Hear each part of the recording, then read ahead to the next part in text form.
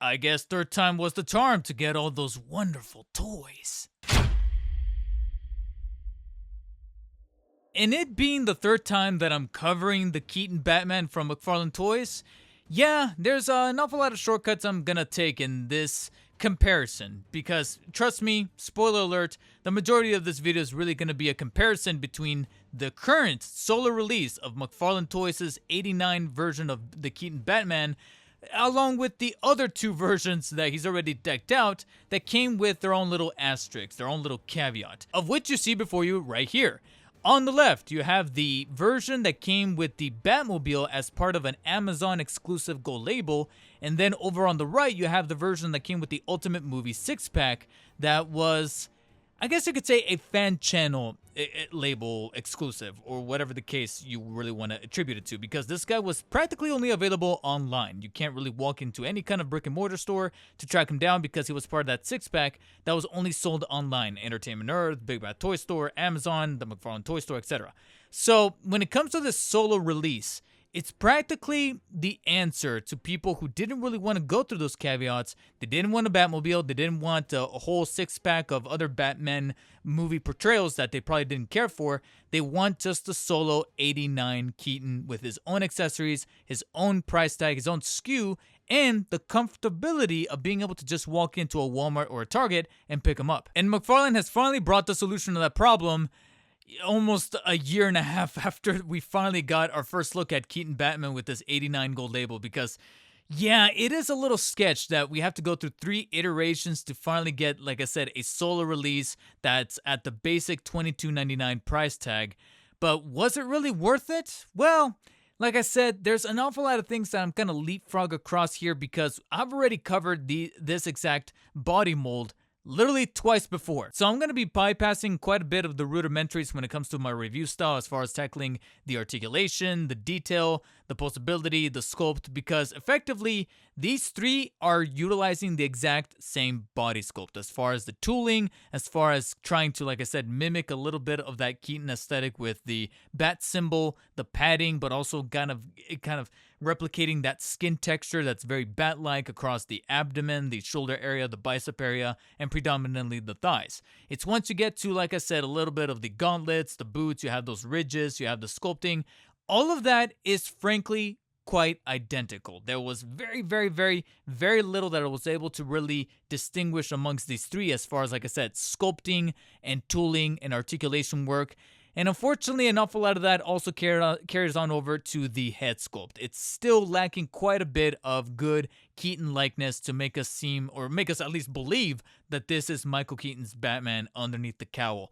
I would probably say that this is also one that has just a little bit less nuance than the other 2. I would almost go as far as to give credit to the Ultimate Movie 6-pack version having just a little bit more profoundness in the lips to give it that Keaton aesthetic, that Keaton flair for the mouth plate.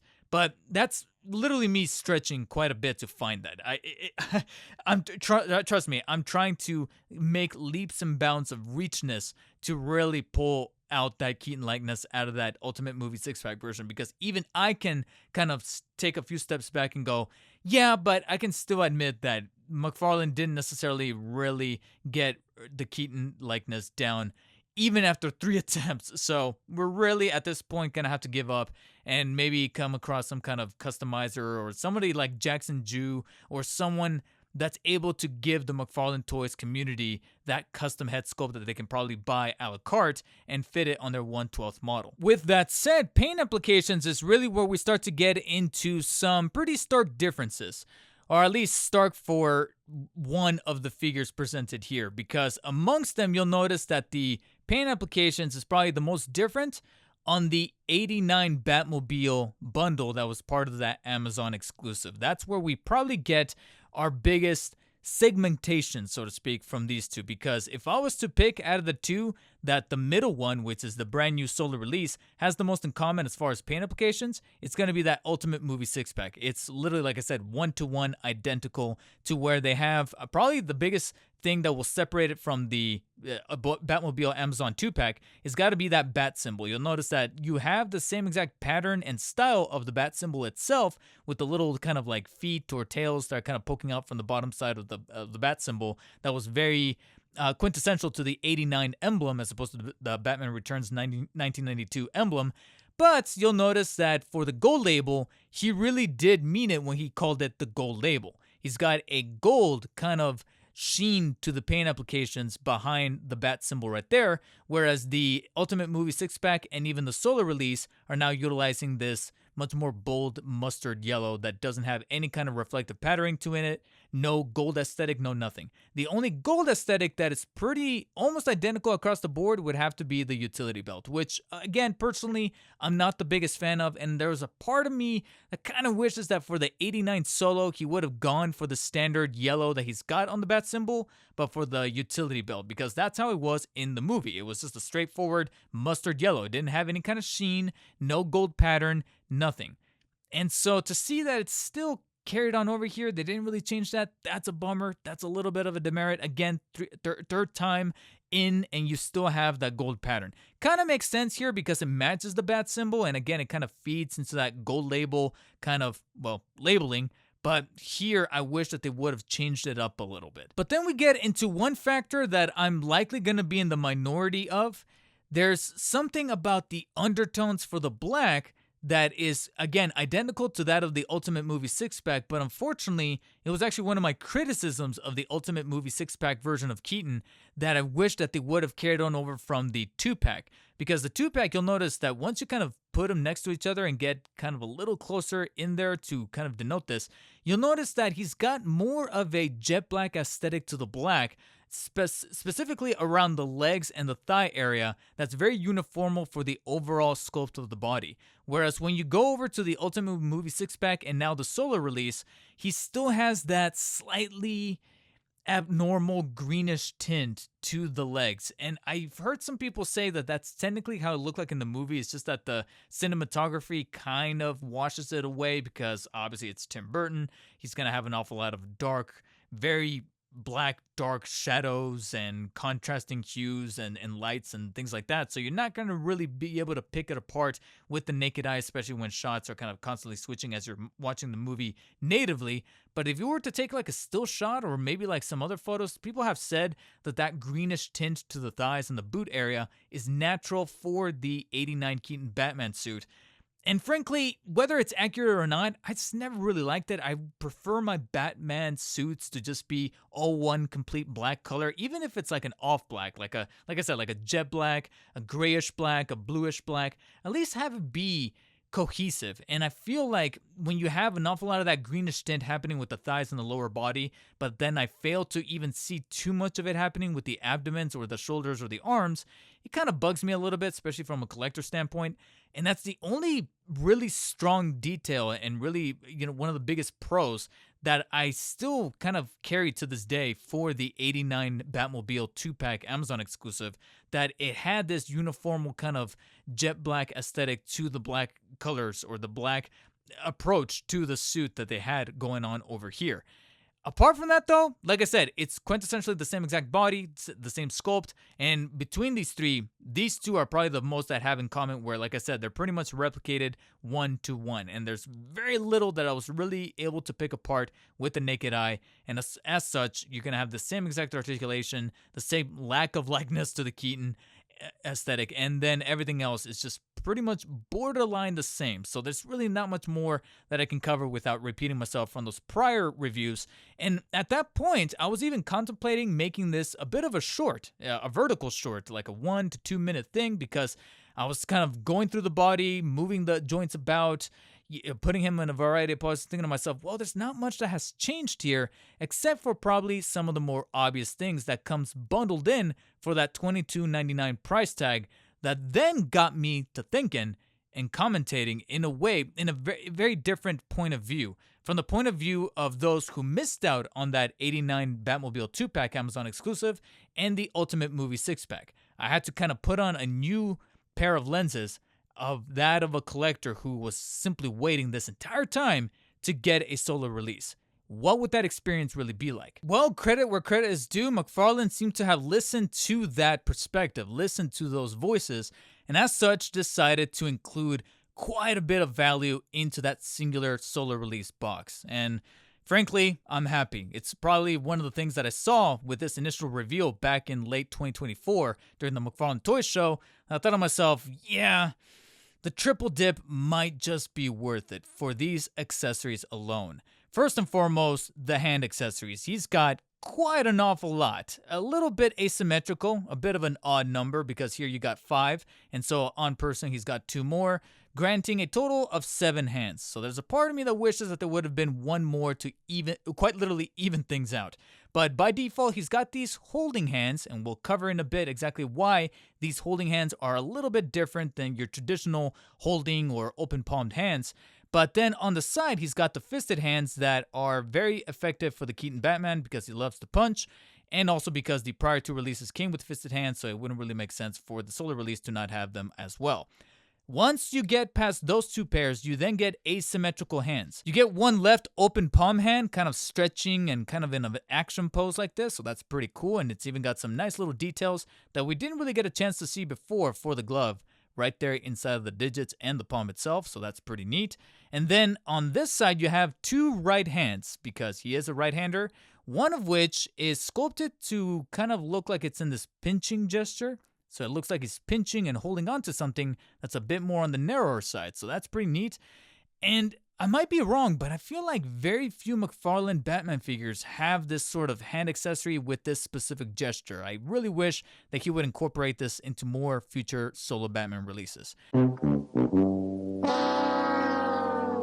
And then on the side, you have kind of a similar hand to that of the ones that he's got on by default. It's kind of like a gripping hand, except you'll notice that the index finger is much more extended to kind of look like he's triggering onto something. And that's because we get into the gadgetry that you can tell McFarlane had a possible bias to. Because look at this shit. Look at all this. If you couldn't tell me that McFarlane had a bit of a bias for both Keaton and Adam West, I don't know what else could probably give that away. And granted, it does come with its own fair share of flaws, but this is effectively what you would be utilizing these extra bonus hand accessories with. Of course, you got the grappler right here, the classic Tim Burton grappler with the very unorthodox handle here on the side, the little coil and the spool here in the middle, and then of course the hook right here at the front that is a little fidgety, it is a little delicate, it kind of feels like it could kind of bend off and break off at any point, but it is coated in the gold aesthetic paint, just like with the utility belt. Granted, I still wish that they could have applied a few more paint applications on the rest of the grapple, like McFarlane has a tendency to do, but I digress at this point. I feel like I'm just going to be talking to the wall.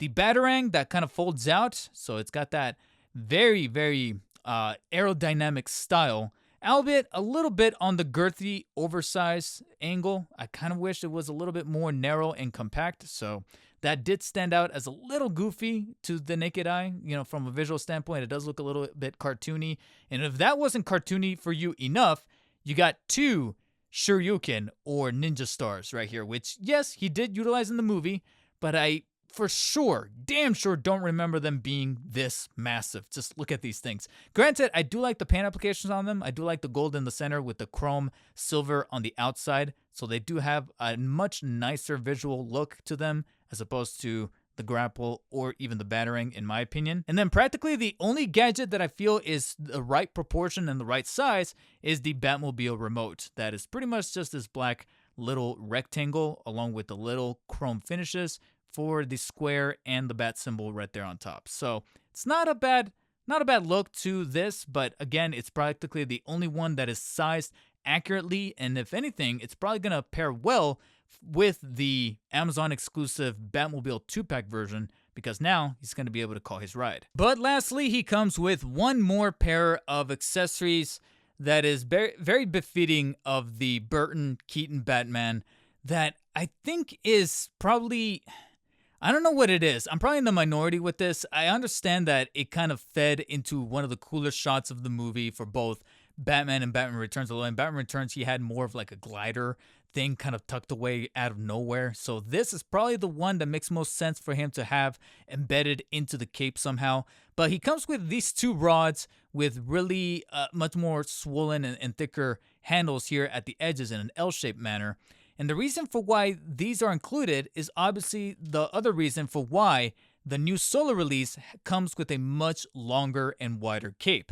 We kind of saw this initially with the original review back in late 2024 when it was showcased. And this, by technicality, is going to make the cape, in my opinion, just a little bit more frustrating to handle than that of the original two releases, because these two came with cloth capes, but they didn't come with any wires, so you kind of had to manage it in and of itself. You kind of had to like rope it around the little kind of spikes that he has going on for the cowl to kind of make it curve and fit and kind of flush with the shoulder and have it be a little bit more decorative and neater, but at least it worked with you. Whereas the new solo release comes with a nylon cape that feels just a little bit more crass. It kind of flexes and kind of does its own thing. It doesn't have any wires to kind of favor any form of posability or structure. And so by default, the tailoring is not going to be the best, if I'm being quite honest. And I know that the tailoring needed to be a little bit on the longer and wider side for the feature that I'm about to demonstrate, which is going to be that on the edges of either of the two sides of the cape, he's got these pockets. And the reason for why these pockets are here, as well as the default grabbing hands, is because now you can take the rods, slip the much more narrower side into those pockets, and then the much thicker handle into one of his hands. And when you do so, you can then extend the arms and therefore expand the cape and replicate that shot from that opener sequence of Batman the 89 movie, where he's got the two wings spread out and he looks pretty badass and perched up at the top of the roof like quintessential Batman, you know, the Keaton that everybody knows, remembers, and loves. However, here's where things get just a little bit murky for me, and again, I'm probably going to fall into the minority of this. Once you kind of move past the novelty of this imagery and kind of want to pose the figure in a different way, and you kind of want to work with the cape for some of those poses, or if you want to display it up on the shelf, it loses a little bit of that novelty. And after a while, you kind of look at the cape and go, yeah, still wish that you were a bit on the shorter side, bit more manageable, maybe had some built-in wiring to kind of favor some of those poses, and therefore the cape loses a little bit of that luster for the rods, and now you kind of have to set them on over to the side.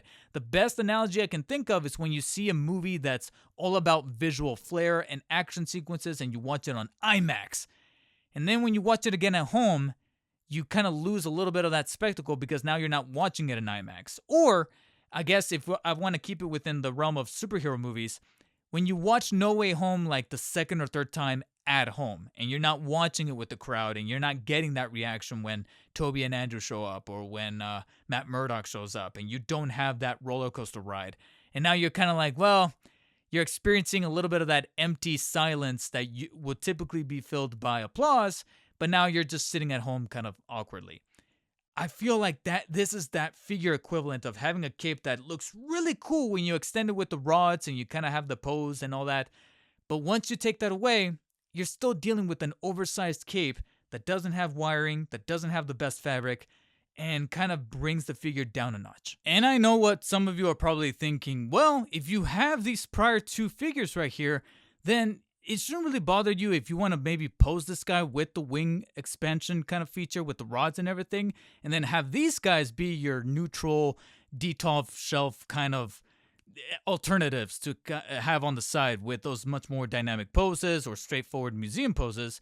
But again, we have to go back to the optics, or rather the point of view of the people who missed out on this initial releases and are just going for the solo Batman to get not only these cool accessories, but also get a solo Batman that doesn't require the paywall of having to pay extra for either a Batmobile or for the other 6 or the other 5 movie Batman.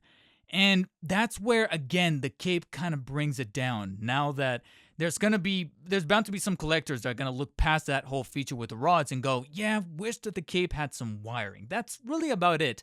It could practically fall in subjective terms of whether or not it should have been cloth or nylon.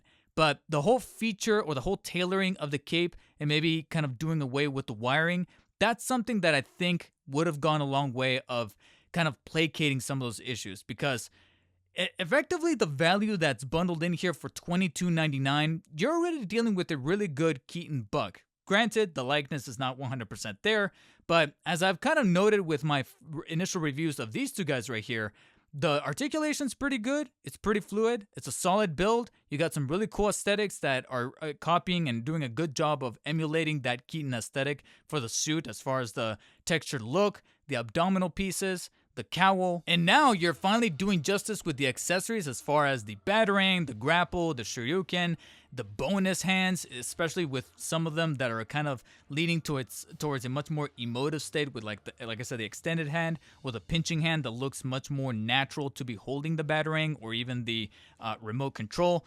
It's a really cool addition that really makes this pickup kind of worth it for those that missed out on these initial two releases. And it's almost, it kind of slightly edging towards figure of the year material, but it's that goddamn cape that keeps it from really reaching those heights, which is kind of ironic considering that a cape, especially with this feature of being able to give it a wingspan, should make a flying rodent superhero like Batman be able to fly.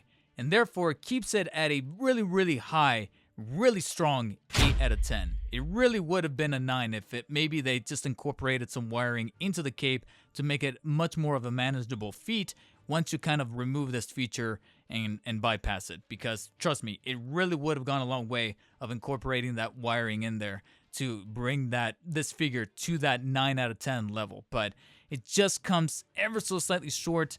But make no mistake that the amount of gadgets and all this stuff, it definitely does not make me regret picking this guy up a third time around.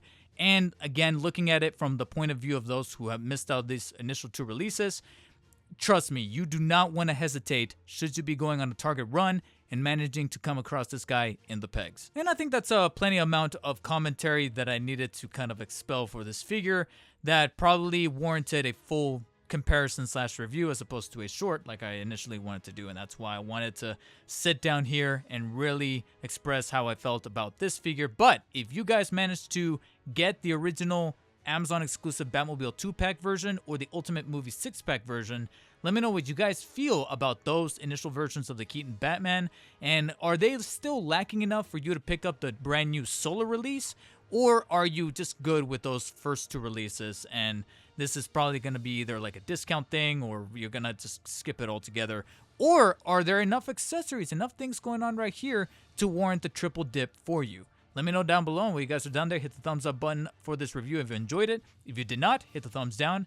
And as always, stay humble, and I'll see you guys on the next one.